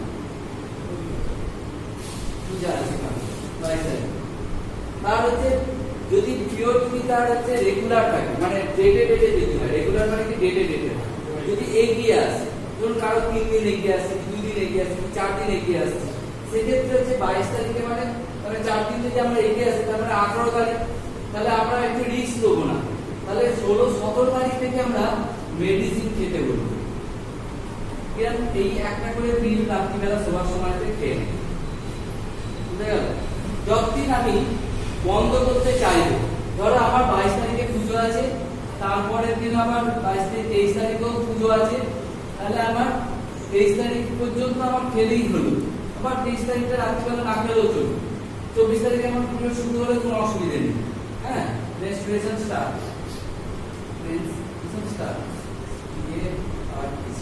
আচ্ছা যাই হোক, তাহলে কি হচ্ছে আমরা 17 তারিখ থেকে ওষুধটা খেতে শুরু করবো, 17, 18, 19, 20, 21, 22, 23 এরকম 1, 2, 3, 4, 5, 6, 7 ওষুধ খেলে পরেই হয়ে যাচ্ছে, কি বললাম বোঝা গেল? বলবি এবার এখানে একটা গল্প আছে, এবার বলি এই যে ওষুধটা আমি যেদিন বন্ধ করবো, হ্যাঁ 24 ঘন্টার মধ্যে থেকে 5 দিনের মধ্যে, 24 মানে 1 দিন থেকে 5 দিনের মধ্যে কিন্তু পিরিয়ড শুরু হয়ে যাবে, হ্যাঁ এবং ঠিক 15 দিনের মাথায় আবার একবার পিরিয়ডটা হবে, কারণ আমরা তো এই হরমোনটাকে ঝট করে তো বন্ধ করে দিচ্ছি, তাহলে একটা তার একটা বাই প্রোডাক্ট হিসাবে ওটা দেবে, ওই যে বললেন না মেনোরেজিয়া বা এই ধরনের ক্রিপ্টোমেডিয়া বিভিন্ন ধরনের হতে পারে কিনা, ডিসমেনোরিয়া হতে পারে কিনা, এটা হবে না ডাক্তার। আমি যে পদ্ধতি বলছি সেক্ষেত্রে হবে না। কি হবে, দেখা গেল 23 তারিখে আমি ওষুধটা বন্ধই করে দিলাম, কি করলাম, তাহলে আমার 24 তারিখ 25 তারিখ 24 25 26 27 এটাকে আমি বন্ধ করে দিচ্ছি, মেডিসিন স্টপ করে দিচ্ছি। তাহলে 1 2 3 4 5 দিনের মধ্যে যে কোনো একদিন পিরিয়ড শুরু হয়ে যাবে। হ্যাঁ, বুঝা গেল? এবং ঠিক এই যেদিন থেকে এটা হয়েছে বা যেদিন শুরু হচ্ছে, সরি যেদিন শুরু যায় আমি ধরলাম পিরিয়ডটা শুরু হলো, এখানে মেন্সটা স্টার্ট হলো, মেন্সটা স্টার্ট হলো ঠিক 26 তারিখ থেকে ঠিক প্লাস 15 দিনের মাথায়, 15-16 দিনের মাথায় আবার একবার পিরিয়ড হলো। সেইটাই হচ্ছে তার ডেট ফিক্সড হয়ে গেল। এবার সেই দিন থেকে আবার 1 মাসের মাথায় যাবে, আবার 1 মাসের তার চেঞ্জ হয়ে গেল। তাতে কোনো অসুবিধা কিছু আসবে না। আরেকবার ক্লিয়ার করবো? 4 দিন আগে থেকে, 5 দিন আগে থেকে। না, 5 দিন আগে থেকে না। ধরো কারণ আমি কথা বলছি 22 তারিখে, তো তার বলে যে আমার রেগুলারই পিরিয়ড হয় 22 তারিখ মানে পরের 23 তারিখে হবে, তাহলে 20 তারিখ থেকে শুরু করতে হবে। 3 দিন আগে, 3 দিন আগে থেকে। কেননা ঝট করে অনেকের আছে দেখবে পিরিয়ডের সময় কি হয়, তলপেটে ব্যথা হয়, অনেকে বুঝতে পারে, অনেকে বুঝতে পারে। হ্যাঁ, অ্যাকচুয়ালি ডিসমেনোরিয়া এটাকে বলবো না, মেনস্ট্রুয়েশন ধরো কারো 4 দিন থাকছে, তার 2 দিন আগে পেন হচ্ছে, এবার 2 দিন পরে পেন, এটা কিন্তু নর্মাল ফিজিওলজিক্যাল কন্ডিশন। এর জন্য কোনো কিছু ডাক্তার বাড়ি ছুটতে হবে না, হোয়াইট ডিসচার্জ হতে পারে, তার জন্য কোনো কিছু ডাক্তারখানা যাওয়ার দরকার নেই, এটা ফিজিওলজিক্যাল কন্ডিশন। যদি আদার্স টাইমে যদি হোয়াইট ডিসচার্জ বা পেন হয়, তখন আমরা বিয়ের আগে হলে পরে প্রাইমারি ডিসমেনোরিয়া বলি, আফটার ম্যারেজের পর হচ্ছে সেকেন্ডারি ডিসমেনোরিয়া। একটা কি জিনিস, যাদের প্রাইমারি ডিসমেনোরিয়া যদি থাকে অনেক সময় ম্যারেজের পর অটোমেটিক্যালি সেটা ভালো হয়ে যায়, যাদের হয় না তাদের প্রচন্ড প্রবলেম হয় আপনি যতক্ষণ না মেনোপজ হচ্ছে, যতক্ষণ না পিরিয়ডটা বন্ধ হচ্ছে। হ্যাঁ, মেনোপজ অর্থাৎ স্টপ, মেনস্ট্রুয়েশন স্টপ হচ্ছে। হ্যাঁ, অ্যাজ এ পিউবার্টি যেটা হচ্ছে মিনার্কি বলা হয়, হ্যাঁ, যখন মেনস্ট্রুয়েশন শুরু হচ্ছে, আর যেটা হচ্ছে স্টপ হচ্ছে, দিস ইজ কল্ড হচ্ছে মেনোপজ। মেনোপজ এখন কারো 40 থেকে 50 বছরের মধ্যেও হচ্ছে, কারো 42-44, এর কোনো পাতা ধরার কোনো নিয়ম নেই। হ্যাঁ, আবার কারো এই দুইটা 52 বছর বয়সে তার ইউজ তো হচ্ছে, অনেক সময় বন্ধ হওয়ার আগে কিন্তু প্রচুর পরিমাণে তার পিরিয়ডটা বেড়ে যেতে পারে। এগুলো এক ধরনের হরমোনাল ডিস্টারবেন্সের জন্য হয়। দেখা যাচ্ছে সে প্রচন্ড পরিমাণে স্ট্রেস নিচ্ছে, তার হয়তো দেখা গেল মেয়ের হয়তো বিয়ে হচ্ছে না, কথা হচ্ছে না।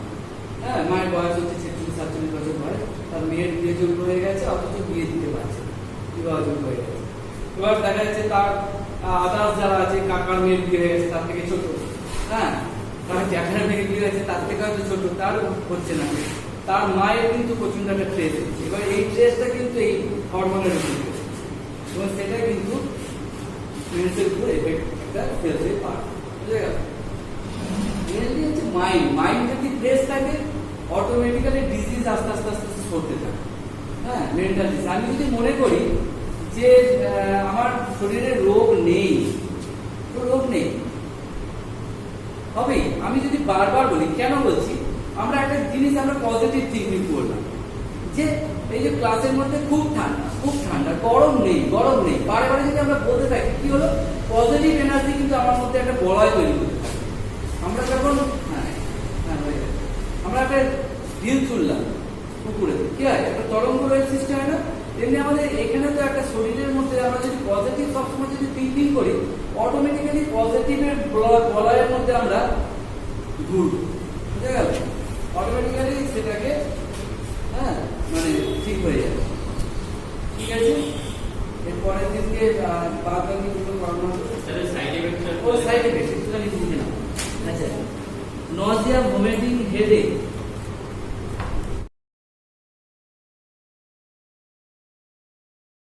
গাবুনি ভাব দেয়া, Nazia, NAUSEA, Nazia, vomiting, headache, সবাই কাছে হবে তার কোনো মানে নেই, হ্যাঁ, হতে পারে। আচ্ছা, ব্রেস্ট ডিসকমফর্ট, মানে বুকে একটুখানি ব্যথা হতে পারে।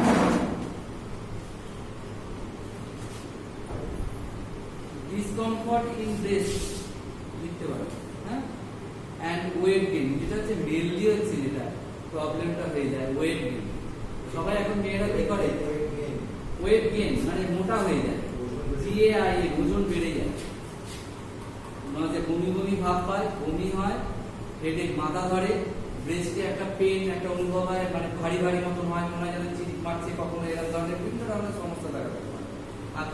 আর যেটা হচ্ছে মেন এখন সমস্যা যেটা হচ্ছে মেয়েরা এখন জিরো ফিগার করতেছে, তাই তো? প্রত্যেকজন আছে জিরো ফিগার আছে পাগল, হ্যাঁ।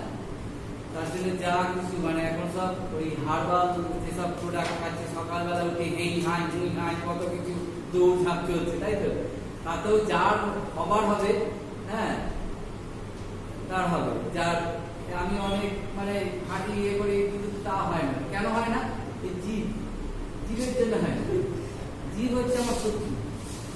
কেননা জীবের হচ্ছে কি এই জিনিসটা ভালো না।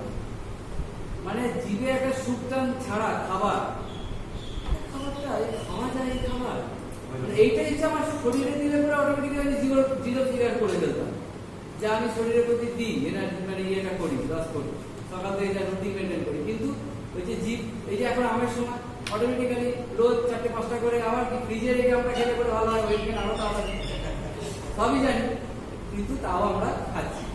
টেস্ট তুমি একটা এমনি আম খাও, হিংসা করে একটা ফ্রিজে রেখে খাও, দেখবে আকাশ পাতাল। যেই আমি ফ্রিজের টেস্টটা পেয়ে গেলে তুমি বলে তো এই আম তো খাই নাকি, ফ্রিজে রেখে খেতে ঠান্ডা আমি ডবল টেস্ট। 100 টাকা 150 টাকা কেজি আম খাবো, ডবল টেস্ট বানাবো না, সেটা কি হয়? দেখতে পাবো। যাই হোক, তাহলে কি হলো? Weight gain. ওয়েট গেইনটা হচ্ছে মারাত্মক। দেখবে অনেকে দেখবে এই কন্ট্রাসেপটিভ পিলকে প্রচুর পরিমাণে ওয়েট গেইন করে যাচ্ছে, হ্যাঁ। 2 নম্বর দিয়ে কথা irregular menstruation, menstrual bleeding. Actually কি হয়, এই পিরিয়ডটা আমাদেরকে হরমোন কন্ট্রোল করে। তো যখন আমি বন্ধ করব, কেউ হয়তো বন্ধ করে তাহলে পিরিয়ডের বন্ধ করে যাচ্ছে, এই পিরিয়ডটা খেলে পরে পিরিয়ড ঠিকঠাক ভাবে থাকে। এটাতে যখন ছাড়া হয় তখন কি